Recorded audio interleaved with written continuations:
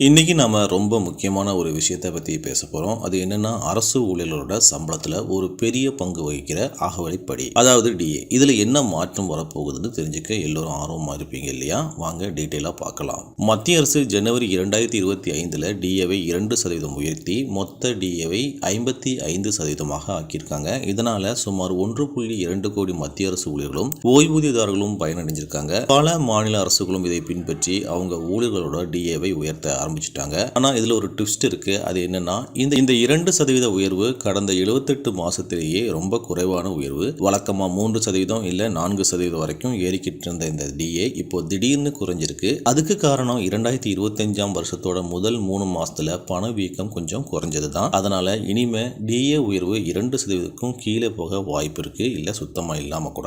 இதனால ஜூலை டிசம்பர் 2025 காலகட்டத்தில் நல்ல டிஏ உயர்வு கிடைக்கும் அப்படிங்கிற எதிர்பார்ப்பு ஒரு கேள்விக்குறியாகவே உள்ளது.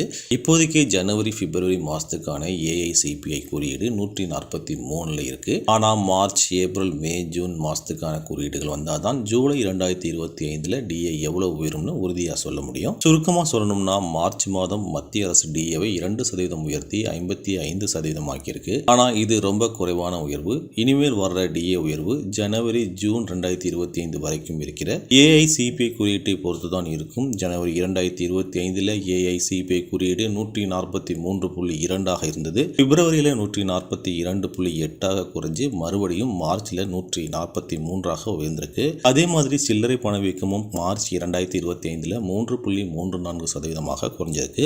இது கடந்த 5 வருஷத்திலேயே ரொம்ப குறைவானது. இந்த போக்கு தொடர்ந்தா அடுத்த 3 மாசத்துல ஏஐசிபி புள்ளிகள் அதிகரிச்சா 3% வரைக்கும் டிஏ உயர்வு எதிர்பார்க்கலாம். இல்ல புள்ளிகள் குறைஞ்சா 2%க்கும் குறைவான உயர்வு தான் கிடைக்கும். ஸோ பொறுத்திருந்து பார்ப்போம். இந்த மாதிரி முக்கியமான தகவல்களை தெரிஞ்சுக்க நம்ம சேனலை சப்ஸ்கிரைப் பண்ணுங்க. நன்றி, வணக்கம்.